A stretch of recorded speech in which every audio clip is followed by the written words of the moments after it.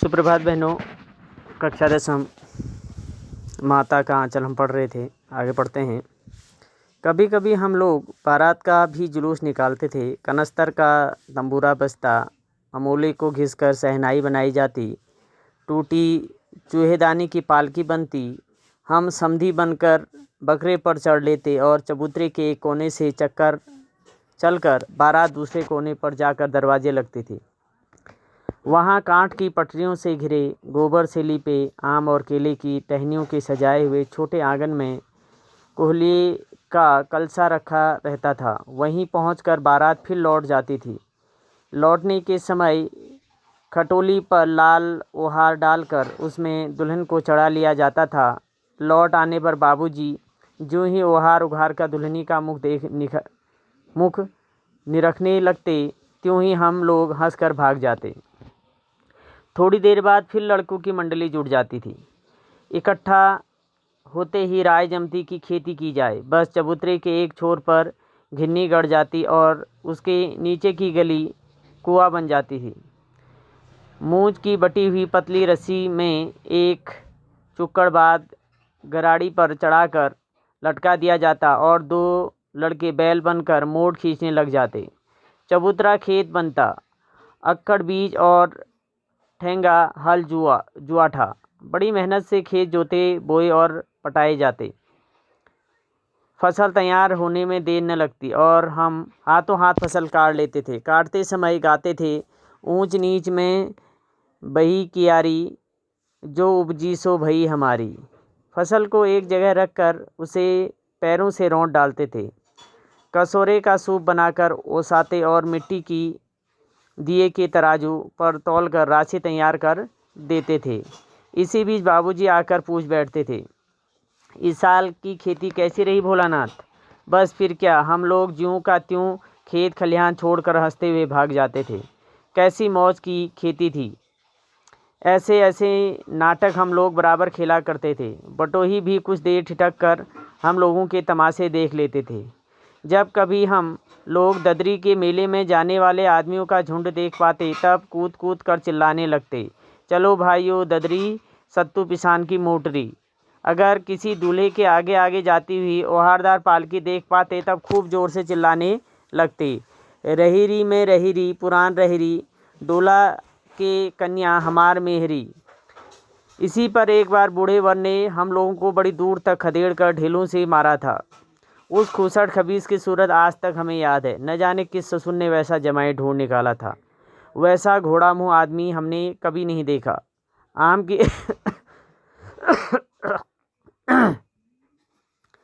की फसल में कभी कभी खूब आंधी आती है। आंधी के कुछ दूर निकल जाने पर हम लोग बाग की ओर दौड़ पड़ते थे। वहाँ चुन चुन कर घुले घुले गोपी आम चबाते थे। एक दिन की बात है, आंधी आई और पट पड़ गई। आकाश काले बादलों से ढक गया। मेघ गरजने लगे, बिजली कौंधने और ठंडी हवा सरसराने लगी।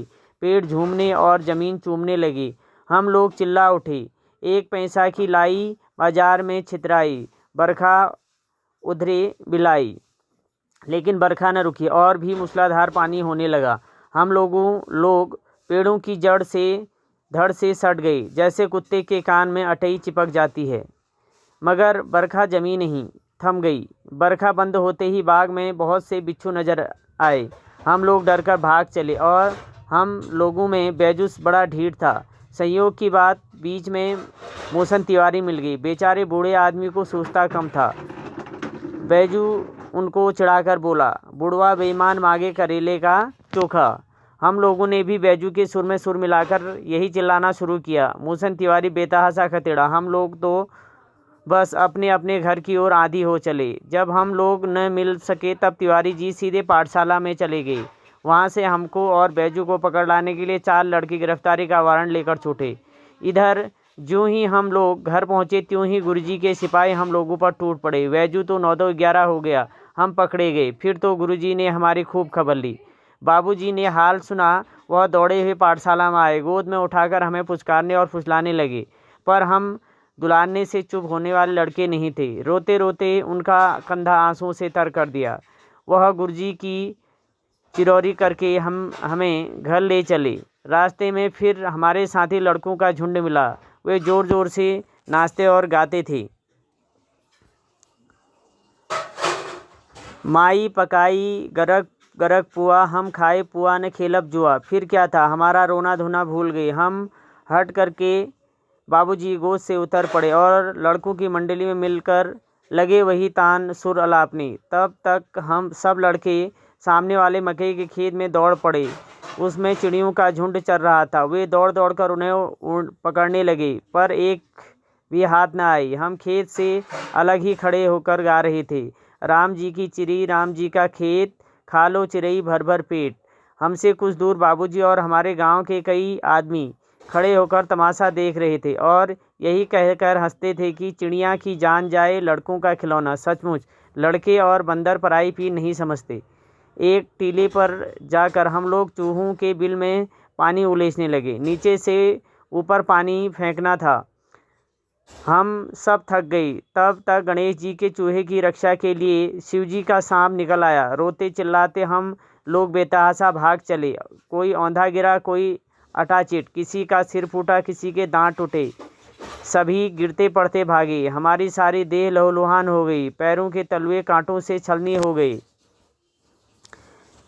हम एक सुर में दौड़े हुए आए और घर में घुस गए। उस समय बाबूजी बैठक के ओसारे में बैठकर हुक्का गुड़गुड़ा रहे थे। उन्होंने हमें बहुत पुकारा, पर उनकी अनसुनी करके हम दौड़ते हुए मैया के पास चले गए। जाकर उसी की गोद में शरण ली। मैया चावल अमनिया कर रही थी। हम उसी के आंचल में छिप गए। हमें डर से कांपते देखकर वह जोर से रो पड़ी और सब काम छोड़ बैठी। अधीर होकर हमारे भय का कारण पूछने लगी। कभी हमें अंग भरकर दबाती, कभी हमारे अंगों को अपने आंचल में पोंछकर हमें चूम लेती। बड़े संकट में पड़ गई। झटपट हल्दी पीसकर हमारे घावों पर थोपी गई। घर में कोहराम मच गया। हम केवल धीमे सुर में से सा सा सा कहते हुए मैया के आंचल में लुके चले जाते थे। सारा शरीर थर थर काँप रहा था, रोंगटे खड़े हो गए थे। हम आंखें खोलना चाहते थे, पर वे खुलती ही न थी। हमारे कांपते हुए होंठों को मैया बार बार निहार कर रोती और बड़े लाड़ से हमें गले लगा लेती थी।